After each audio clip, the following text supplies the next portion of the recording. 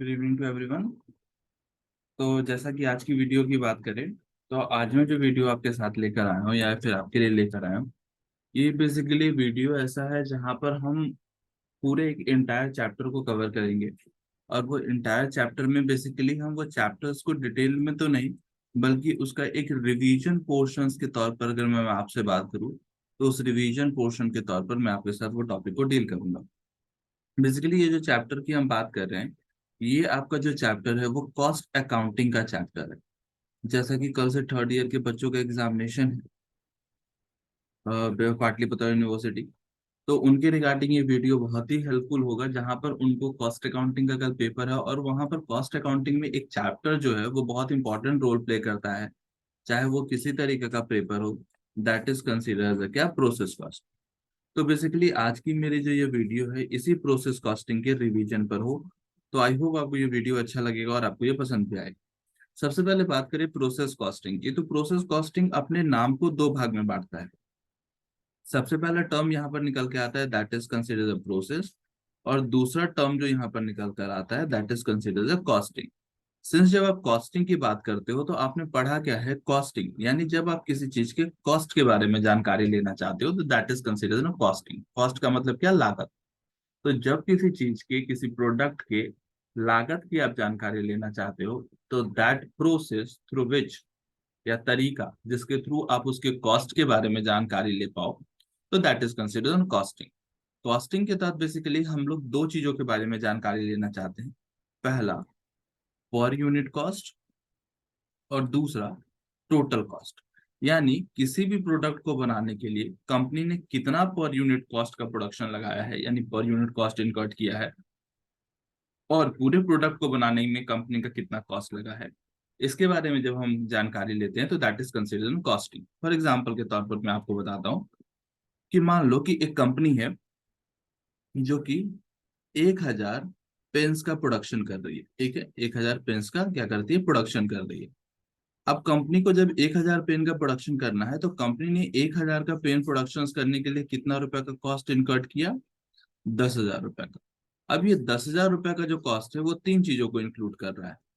पहला कॉस्ट किस चीज का, तो मटेरियल का। दूसरा कॉस्ट किस चीज का, तो लेबर का। और तीसरा कॉस्ट किस चीज का, तो एक्सपेंसेस जो कि रिलेटेड टू बिजनेस है। अब ये मटेरियल डायरेक्ट होगा, इनडायरेक्ट होगा, लेबर भी डायरेक्ट और इनडायरेक्ट होगा, और एक्सपेंसेस भी डायरेक्ट और इनडायरेक्ट होगी।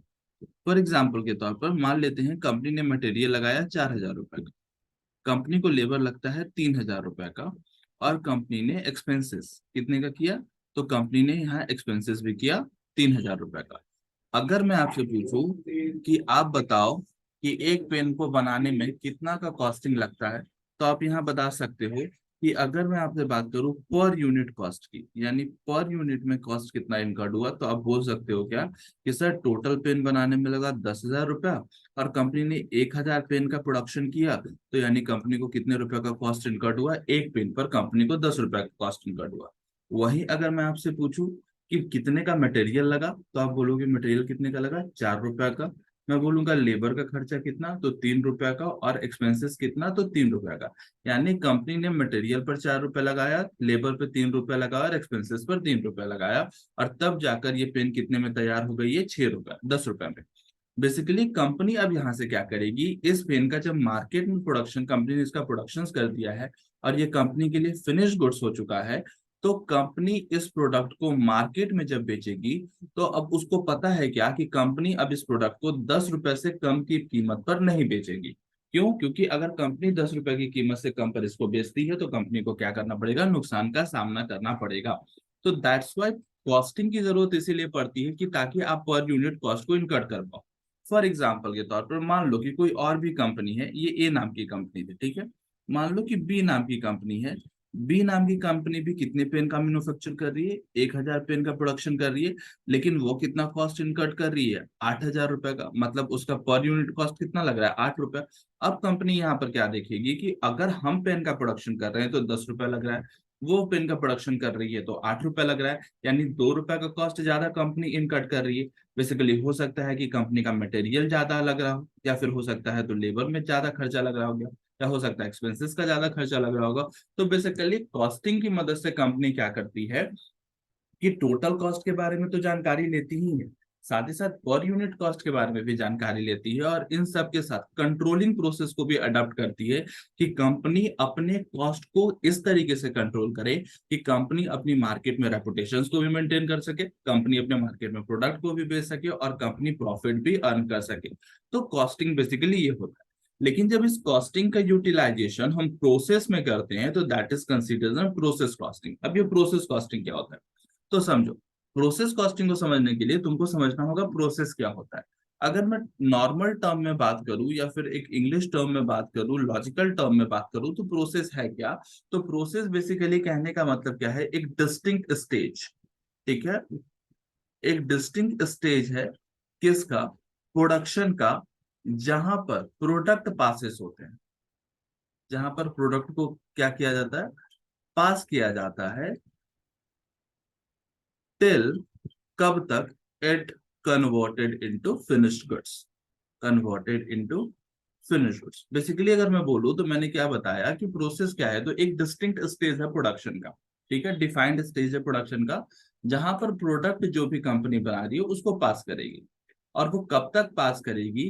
तो जब तक वो कन्वर्ट नहीं हो जाता फिनिश्ड गुड्स में। और जब कंपनी इसी प्रोडक्शन के स्टेज पर क्या जानकारी लेना चाहती है, पर यूनिट कॉस्ट की जानकारी लेना चाहती है और टोटल कॉस्ट की जानकारी लेना चाहती है, तो that is considered costing, that is process costing. लेकिन अभी मेनली टर्म क्या है कि प्रोसेस क्या है, तो हमने जाना क्या कि प्रोसेस एक डिस्टिंक्ट स्टेज ऑफ प्रोडक्शन है जहां पर प्रोडक्ट पासेस होगा till it converted into finished goods. एक एग्जांपल लेते हैं। मान लो कि कंपनी ने क्या किया है, एक फार्मर है, फार्मर ने क्या बनाया, गेहूं उगाया है अपने खेत में। आपको क्या चाहिए? आपको चाहिए, सॉरी, ये एग्जांपल ले लेते, कुछ एग्जांपल और लेते हैं।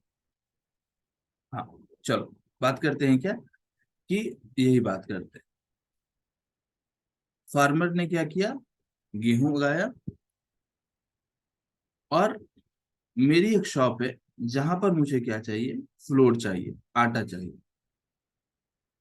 अब मुझे क्या करना होगा, इस वेट को मुझे क्या कन्वर्ट करना होगा, किस में कन्वर्ट करना होगा, आटा में कन्वर्ट करना होगा। लेकिन ये वीट आटा में कन्वर्ट कैसे होगा? तो बेसिकली कंपनी क्या करती है कि इसको क्या करेगी, एक मशीन में डालेगी। मान लेते हैं हम 3 मशीन ले रहे हैं, ठीक है।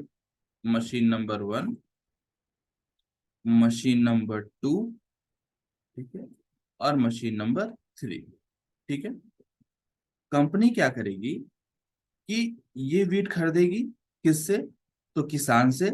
और जब ये कंपनी वीट खरीदेगी तो दैट इज कंसीडर्ड क्या, इनपुट। ये क्या कहला गया, इनपुट, जिसको कंपनी किस नाम से जानेगी, रॉ मटेरियल से नाम से जानेगी। कंपनी इस रॉ मटेरियल को कहाँ डालेगी, मशीन नंबर 1 में, जहां पर इस वीट की क्या हो जाएगी, कटिंग हो जाएगी। ठीक है, कटिंग होगी। कटिंग होने के बाद यहां से क्या होगा, वीट बाहर आएगा। ठीक है, दैट इज कंसिडर्ड एज क्या, आउटपुट। ठीक है, लेकिन यही आउटपुट फिर अगले प्रोसेस के लिए क्या बन जाएगा, इनपुट। क्यों? क्योंकि अब यहाँ पर जब वीट की कटिंग हो चुकी है तो इसकी यहाँ पर क्या होगी, तो बेसिकली इसे क्रश किया जाएगा फ्लोर में कन्वर्ट करने के लिए। ठीक है, तो कटिंग के बाद यहाँ पर क्या होगी, क्रशिंग होगी। ठीक है, जिसको क्या आप कहते हो, पीसा जाएगा। ठीक है, अब यहाँ पीसा गया, क्रश हुआ, फिर यहाँ से निकल कर आया क्या, आउटपुट। लेकिन जो ये आउटपुट आएगा ये अपने अंदर बहुत इम्प्योर पार्टिकल्स को कंटेन किए रहेगा। ठीक है, अब कंपनी क्या करेगी, फिर इस आउटपुट को कहाँ डालेगी, प्रोसेस थर्ड में, जहां पर ये क्या कन्वर्ट होगा, जहां पर ये फिर ट्रीट किया जाएगा इनपुट, और यहाँ इसकी क्या की जाएगी, रिफाइनिंग की जाएगी। और रिफाइनिंग करने के बाद यहां से फिर क्या निकलेगा, आउटपुट। ठीक है, सिंस कंपनी को क्या चाहिए था, फ्लोर चाहिए था, कंपनी ने क्या लिया, गेहूं लिया, गेहूं की यहाँ पर कटिंग की, दूसरे में उसकी क्रशिंग की, तीसरे में उसकी रिफाइनिंग की, और तब जाकर कंपनी को जो ये आउटपुट प्रोवाइड हुआ है that is considered as a floor, that is considered as a क्या, फिनिश गुड्स। ठीक है, तो आपने देखा क्या कि वीट को आटे में कन्वर्ट होने के लिए, एक रिफाइंड आटा में कन्वर्ट होने के लिए, रिफाइंड फ्लोर में कन्वर्ट होने के लिए क्या करना पड़ा, 3 स्टेप से जाना पड़ा। पहला स्टेप क्या, कटिंग करनी पड़ी। दूसरी स्टेप क्या, रिफाइनिंग क्रशिंग करनी पड़ी।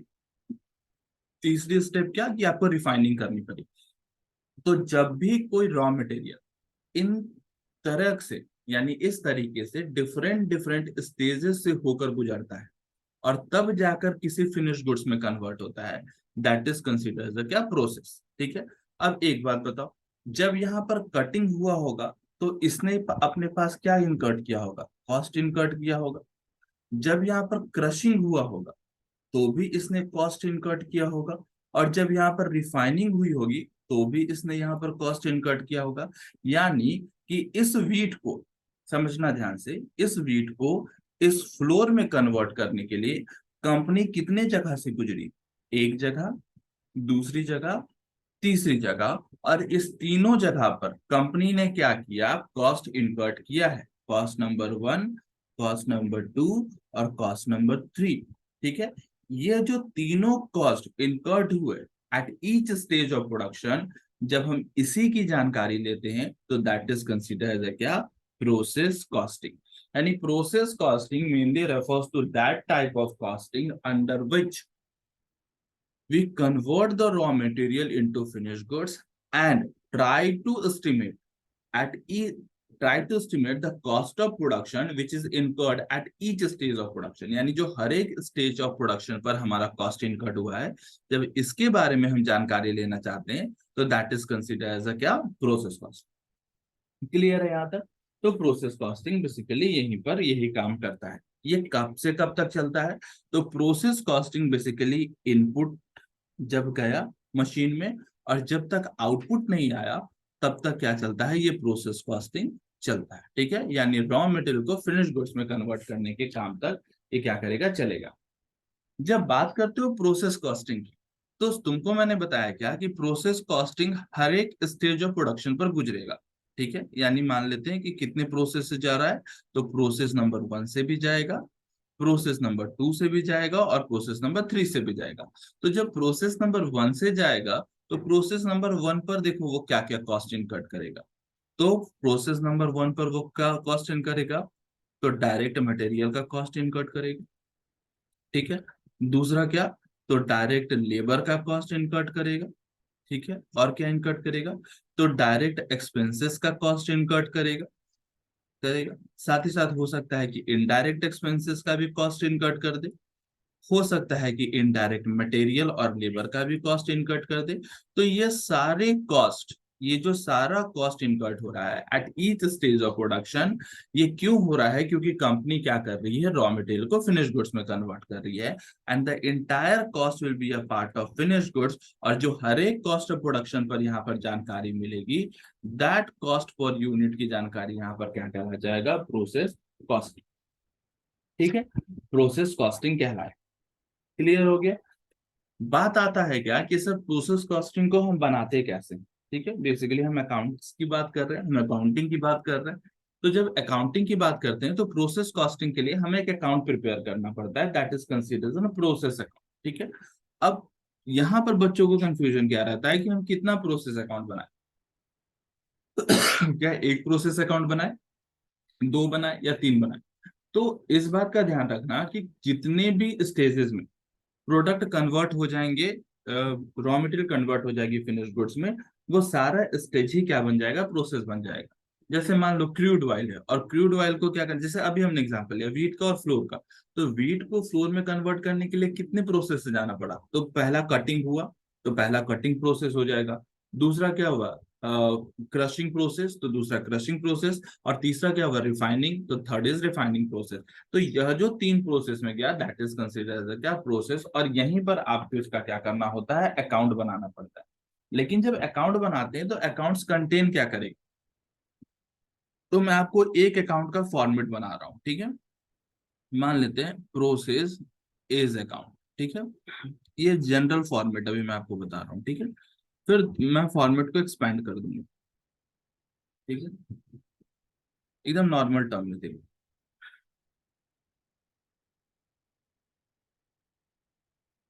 देखो फॉर्मेट बहुत इंपॉर्टेंट रोल प्ले करता है। आप लोगों को लगता है कि format is not an important thing, but format बहुत इंपॉर्टेंट रोल प्ले करता है और फॉर्मेट में मार्क्स बहुत होते हैं।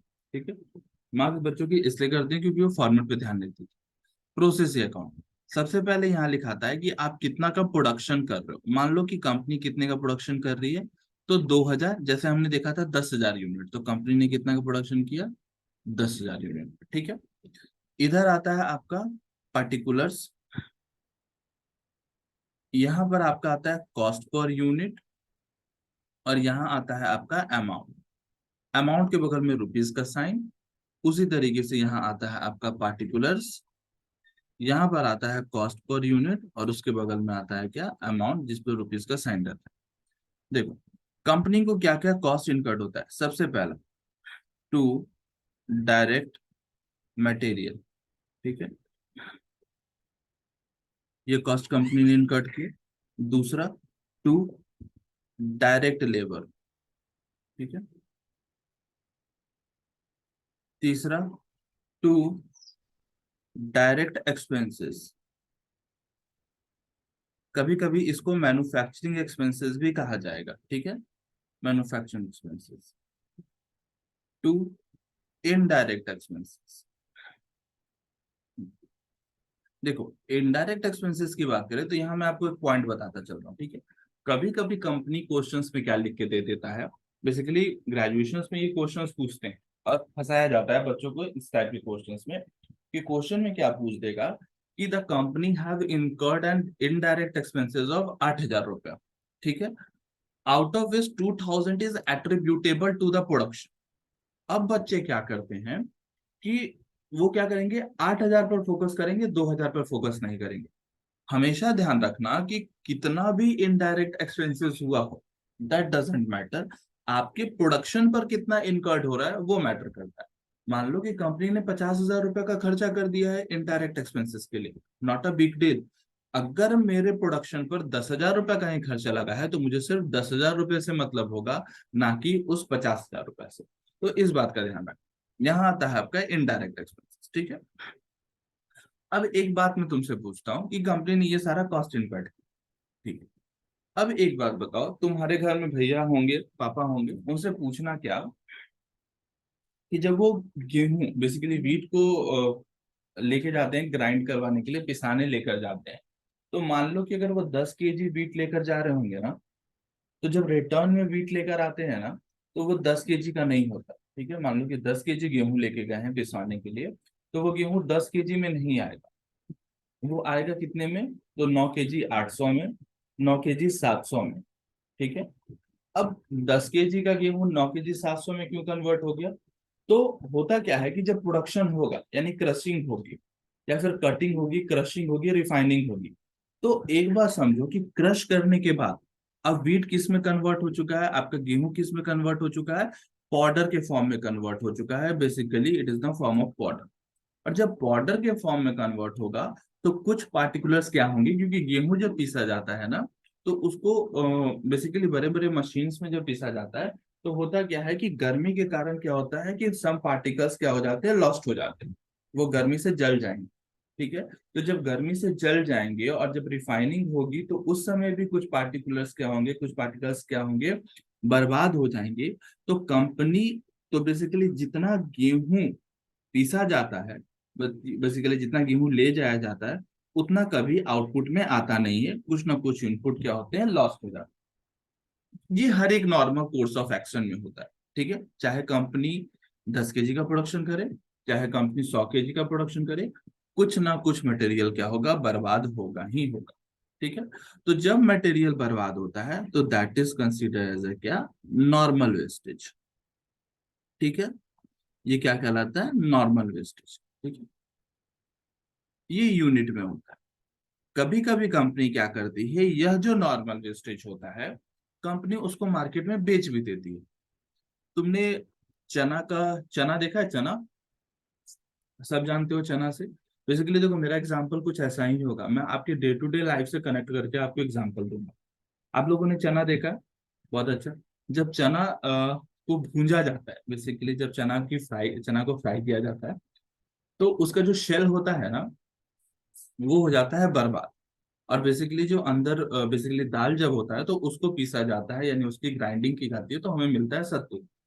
लेकिन वो जो वेस्ट, वो जो चना का कैप हुआ, बेसिकली आप इसको चना का सेल कहते हो, वो भी मार्केट में बेचा जाता है। अब वो मार्केट में क्यों बिकता है? तो जो पशु होते हैं, जैसे गाय हो गया, गाय हो गई, भैंस हो गया, घोड़ा हो गया, वो सब क्या करते हैं, वो शेल को खाते हैं। तो क्या वो वेस्ट, नॉर्मल वेस्ट, जो कि हर चना में होगा ही होगा, क्या वो मार्केट में चना की कीमत पर बिकता है? नहीं, उससे कम कीमत पर बिकता है, लेकिन बिकता तो है ना। तो that is consider as a क्या, सेल ऑफ स्क्रैप। ठीक है। कंपनी क्या करती है, इस स्क्रैप को भी बेचकर क्या करती है, इनकम करती है। ठीक है। जब कंपनी नॉर्मल वेस्टेज कर लेगी, सेल ऑफ स्क्रैप करेगी, कंपनी कभी कभी क्या करेगी कि कुछ सामान को क्या करेगी, बचा कर रख लेगी। ठीक है। तो उस केस में वो क्या कहलाता है, क्लोजिंग स्टॉक। ठीक है। कभी कभी कंपनी क्या करेगी कि कुछ सामान को वेयर हाउस में ट्रांसफर करेगी, तो that is consider as a क्या, ट्रांसफर्स टू वेयर हाउस। ठीक है। और उसके बाद कंपनी क्या करेगी, बाकी सामान को कहाँ भेज देगी, ट्रांसफर्स टू नेक्स्ट प्रोसेस। ठीक है। बाकी सामान को कहाँ भेजेगी, नेक्स्ट प्रोसेस में। यहां तक में कोई दिक्कत नहीं है आपको, यहां तक में कोई दिक्कत नहीं। ठीक है। लेकिन जब कंपनी नेक्स्ट प्रोसेस में सामान को भेजेगी ना, तो यहां से दो चीजें होंगी। अभी मैं आपको सिर्फ लिखा रहा हूं, समझाता हूं कैसे। दो चीजें होंगी।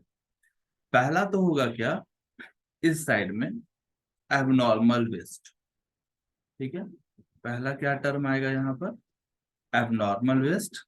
और दूसरा टर्म इस साइड में आएगा, दैट इज एबनॉर्मल इफेक्टिवनेस। ठीक है। अब ये दोनों टर्म क्या है, इसको हम समझते हैं। ठीक है। तो जैसा कि मैंने आपको बताया कि जब हम प्रोसेस कॉस्टिंग की बात कर रहे थे, तो प्रोसेस कॉस्टिंग में दो तरीके का वेस्ट होगा। ठीक है। सबसे पहले बात करते हैं वेस्ट। ठीक है। वेस्ट। ठीक है। अब जो वेस्ट जो होगा, वो कितने तरीके का मैंने आपको बताया, दो तरीके। ध्यान से समझ, बहुत बेसिक्स है। एक वेस्ट होगा that is consider as a क्या, नॉर्मल वेस्ट। पहला वेस्ट क्या कहलाता है, नॉर्मल वेस्ट। और दूसरा वेस्ट कहलाएगा क्या, एबनॉर्मल वेस्ट। ठीक है। नॉर्मल वेस्ट हर एक बिजनेस में होगा। ठीक है। लेकिन एबनॉर्मल वेस्ट किसी बिजनेस में हो सकता है या नहीं भी हो सकता है, ये डिपेंड करता है। ठीक है। कैसे होता है वो भी हम बताएंगे, पहले समझो। नॉर्मल वेस्ट हर एक बिजनेस में होगा, एबनॉर्मल वेस्ट हो भी सकता है, नहीं भी हो सकता। नॉर्मल वेस्ट दो तरीके। ठीक है। पहला, वो वेस्ट जिसकी हैविंग अ स्क्रैप वैल्यू। ठीक है। जिसका क्या होगा, स्क्रैप वैल्यू होगा। Having no any scrap value, जिसका कोई भी स्क्रैप वैल्यू नहीं होगा। समझो। वैसा वेस्ट जिसका स्क्रैप वैल्यू होगा, वो मार्केट में क्या किया जाएगा, सोल्ड आउट इन मार्केट। उसको क्या किया जाएगा, मार्केट में बेचा जाएगा। और मार्केट में जब बेचा जाएगा, तो कंपनी इस पर क्या करेगी, इनकम जनरेट करेगी। कंपनी को इससे क्या हो जाएगा, इनकम जनरेट हो जाएगा। फॉर एग्जाम्पल के तौर पर मान लो, एग्जाम्पल के तौर पर समझो, मान लो एग्जाम्पल, तुमने क्या किया, 1 केजी चना खरीदा। ठीक है। 1 केजी क्या खरीदा, चना। ठीक है। 1 केजी चना तुमको कितने का मिला, 100 रुपए। ठीक है। तुम्हारा कॉस्ट इनकर्ड हो गया, इट इज योर एक्सपेंसेस। ठीक है। अब उस 1 केजी चना को तुमने क्या किया, फ्राई किया। और फ्राई करने के बाद उसमें से तुम्हारा कितना, मान लेते हैं कि ½ केजी तुम्हारा क्या निकलता है, शेल निकल गया। ठीक है। ½ केजी तुम्हारा क्या निकल गया, शेल। तुम मार्केट में ले जाते हो, और मार्केट में शेल ये ½ केजी बिक जाता है कितने का, तो मान लेते हैं क्या, 25 रुपए का। ठीक है। अगर मैं तुमसे पूछता हूँ कि बताओ तुम्हें चना का कितना कॉस्ट पड़ा, तो तुम क्या बोलोगे कि सर हमने खरीदा कितने में, 100 रुपए में चना। उस चना की सेल को हमने मार्केट में बेच दिया, 25 रुपए आ गया, एक्सपेंस 100 रुपया, इनकम 25 रुपया, यानी एक्चुअल कॉस्ट कितने का लगा? 75 रुपीज, यही हुआ ना? तो नॉर्मली कंपनी प्रोडक्शंस में भी यही करती है कि जो भी नॉर्मल वेस्ट होता है कंपनी मार्केट में अगर उसकी स्क्रैप वैल्यू होती है तो उसको बेच देती है, और वो पैसा जो आता है वो कंपनी के लिए क्या करता है? इनकम का काम करता है, और वो आपके एक्सपेंस को क्या करेगा? कम करेगा। जब एक्सपेंस कम होगा तो बेसिकली आपका कॉस्ट ऑफ प्रोडक्शन भी क्या हो जाएगा? घट जाएगा। क्यों? क्योंकि मान लो कि अभी कंपनी 100 रुपए का सामान बना रही है, 100 रुपए में, और मान लो कि कंपनी ने 10 यूनिट बनाया है, तो एक यूनिट का कंपनी को कितना दाम पड़ गया? 10 रुपए पड़ा। ठीक है, मान लो कि कंपनी ने 10 यूनिट तैयार किया और 10 यूनिट का कॉस्ट है 100 रुपया, तो एक यूनिट का दाम कितना पड़ा? तो 100 डिवाइडेड बाई 10, कितना हुआ? 10 रुपया हुआ ना? लेकिन अगर कंपनी को हाफ के जी सेल्फ बेचने से 25 रुपया का इनकम हो रहा है, तो कॉस्ट कितना हो गया? 75 रुपया। यानी अब कंपनी का दाम कितना पड़ गया? तो 75 डिवाइडेड बाई 10 इसकल टू 7 रुपया 50 पैसे। तो कभी भी अगर स्क्रैप वैल्यू को बेचा जाए और अगर उससे इनकम होता है, तो वो क्या करेगा? आपके कॉस्ट ऑफ प्रोडक्शन को क्या करेगा? घटाएगा। लेकिन अगर आपके नॉर्मल वेस्ट की कोई भी स्क्रैप वैल्यू नहीं हो, तो उस केस में आपको वो क्या करेगा? आपके प्रोडक्शन एक्सपेंसेस को बढ़ाएगा, घटाएगा नहीं, या फिर ये मेंटेन रखेगा आपके प्रोडक्शन एक्सपेंसेस को। फॉर एग्जाम्पल के तौर पर समझो, एग्जाम्पल के तौर पर एकदम समझिए। ठीक है, फॉर एग्जाम्पल के तौर पर मान लो कि कंपनी ने क्या कहा कि हम 10 यूनिट बनाएंगे, और 10 यूनिट बनाने का कॉस्ट हमें कितना लग रहा है? 100 रुपए। ठीक है, 10 यूनिट बनाने का कॉस्ट लगेगा 100 रुपए का, ये कंपनी का एजम्पशन है। ठीक है, एक यूनिट का कॉस्ट कितना? 100 डिवाइडेड बाई 10 इसकल टू 10 रुपए। ठीक है, 10 रुपए का कॉस्ट लगा। लेकिन होता है क्या कि जब कंपनी प्रोडक्शन कर रही है तो कुछ वेस्ट हो गया, जिसके कारण 10 यूनिट बनाने में अब कितने का खर्चा लग गया? 120 रुपया। अब बताओ कॉस्ट ऑफ प्रोडक्शन कितना? तो 120 डिवाइडेड बाई 10 यानी 12 रुपया। यानी कि अगर नॉर्मल वेस्टेज होगा और उसकी स्क्रैप वैल्यू नहीं होगी, तो वो आपके कॉस्ट ऑफ प्रोडक्शन को क्या करेगा? इंक्रीज कर देगा। लेकिन अगर नॉर्मल वेस्टेज जिसकी स्क्रैप वैल्यू होगी, तो वो आपके कॉस्ट ऑफ प्रोडक्शन को क्या करेगा? घटा देगा। Is it clear? चलो ठीक है। जब यहाँ तक तुम लोग को समझ में आता है, तो अब एक चीज समझो कि जब भी नॉर्मल वेस्टेज होगा, तो वो क्या करेगा? दो चीजों को जनरेट करेगा अपने साथ।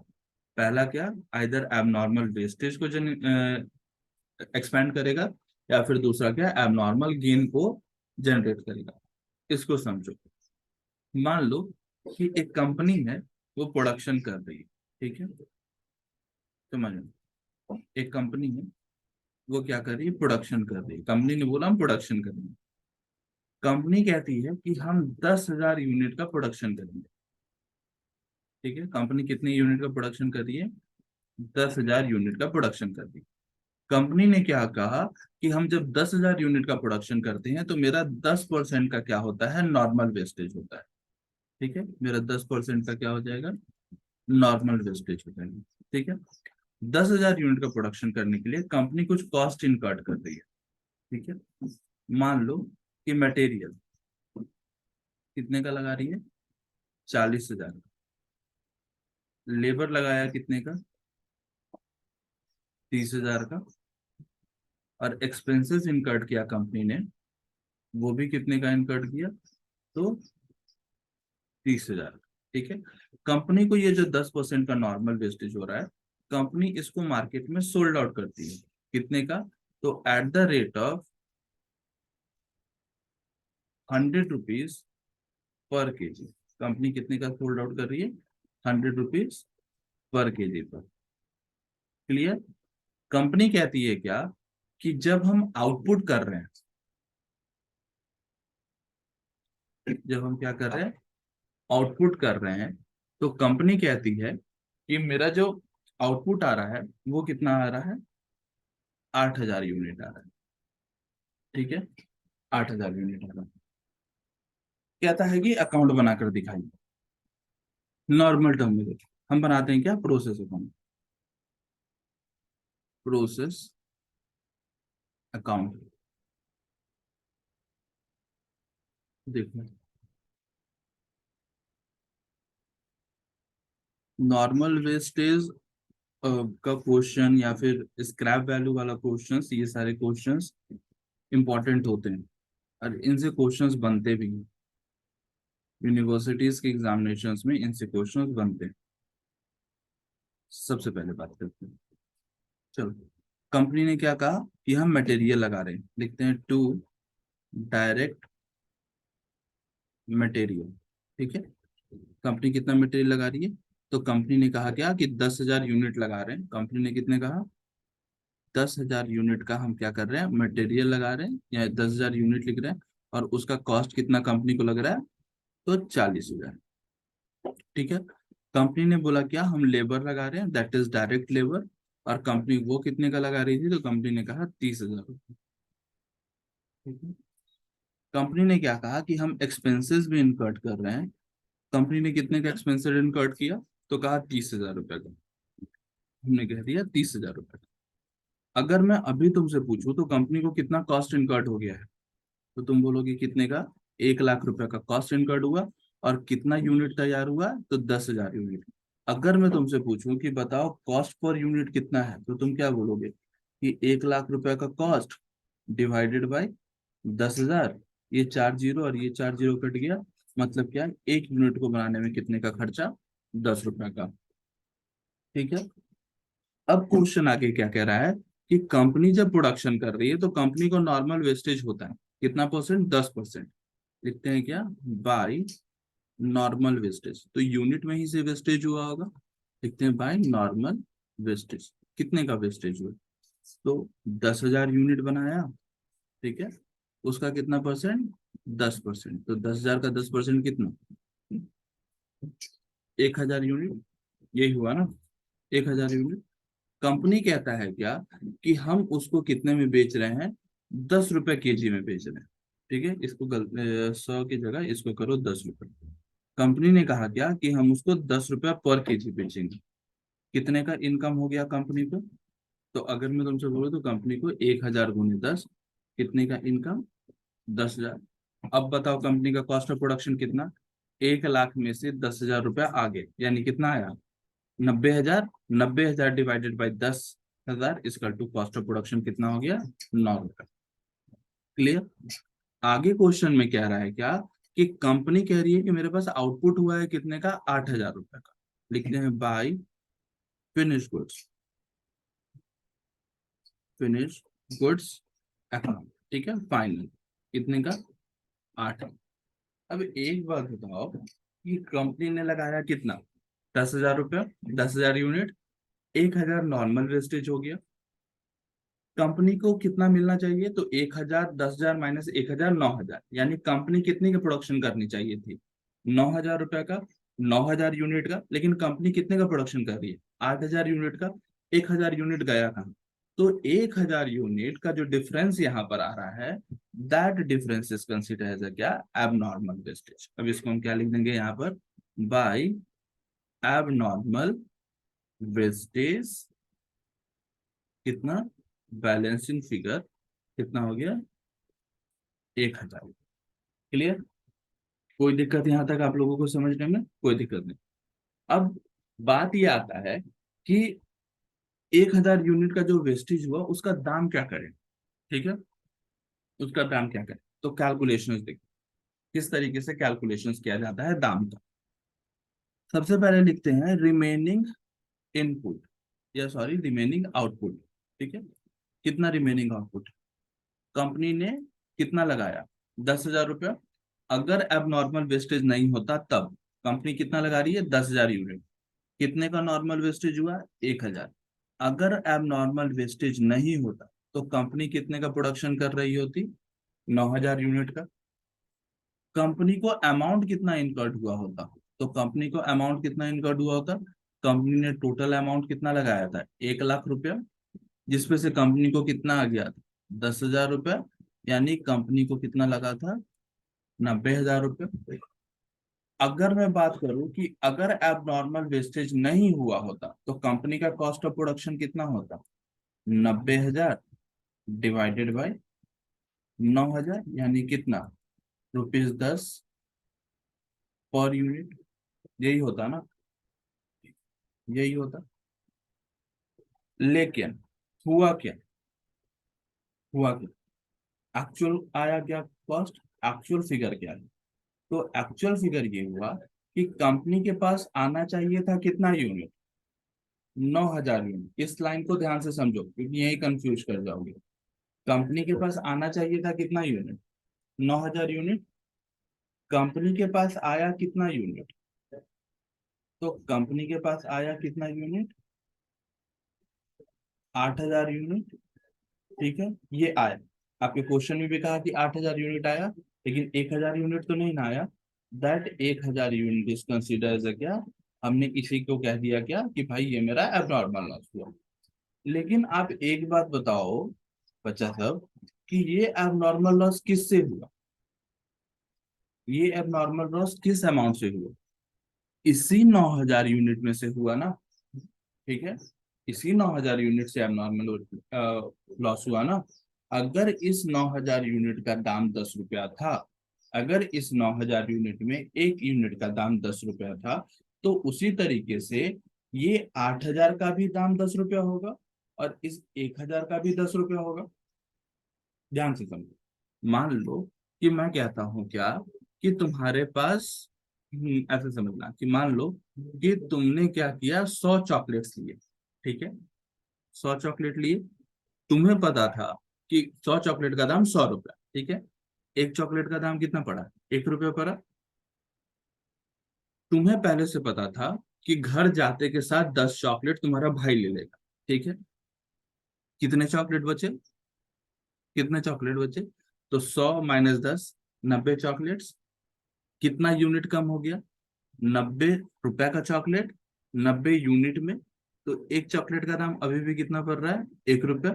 अब होता क्या है कि तुमने सोचा कि चलो 90 चॉकलेट तो मेरा, लेकिन क्या होता है उसी समय मौसी का बेटा आता है, और मौसी का बेटा क्या करता है, 10 चॉकलेट तुमसे फिर ले लेता है। अब तुम्हारे पास कितना चॉकलेट, 80 चॉकलेट। ठीक है, लेकिन वो जो 10 चॉकलेट है, वो भी तो उसी 90 यूनिट का पार्ट था ना, उसी 90 यूनिट, 90 चॉकलेट का पार्ट था ना, जिसका दाम 1 रुपया था। तो बेसिकली वही मैं कह रहा हूँ कि 9,000 यूनिट तो आया, फाइनल प्रोडक्शन 9,000 यूनिट हुआ, लेकिन सिर्फ उसमें से 1,000 यूनिट मेरा क्या हो गया, बर्बाद हो गया। तो जब 9,000 यूनिट का दाम 10 रुपया, तो मेरे 1,000 यूनिट का भी दाम कितना होगा, 10 रुपया। यानी मेरा अब नॉर्मल वेस्टेज कितने का हो गया, 10,000। ठीक है, तो कितना हुआ, 1 लाख -20,000। यानी मेरा कॉस्ट ऑफ प्रोडक्शन कितना बना, 80 रुपया। और कॉस्ट पर यूनिट की बात करें, तो 80,000 डिवाइडेड बाई 8,000 इसका तो कितना, 10 रुपया पर यूनिट। क्लियर है? तो इस टाइप से क्वेश्चंस बनते हैं, और इस टाइप के क्वेश्चंस आपके एग्जामिनेशंस में पूछे भी जाते हैं। तो आई होप आपको यहाँ तक में दिक्कत नहीं होगा। ये था एक छोटा सा इंट्रो, बेसिकली एक छोटा सा वीडियो, जहाँ पर मैंने आपको प्रोसेस कॉस्टिंग के सारे टर्मिनोलॉजीज को डिस्कस कर दिया है। आई होप आपको ये समझ में आया होगा। So thank you for the class, have a great day.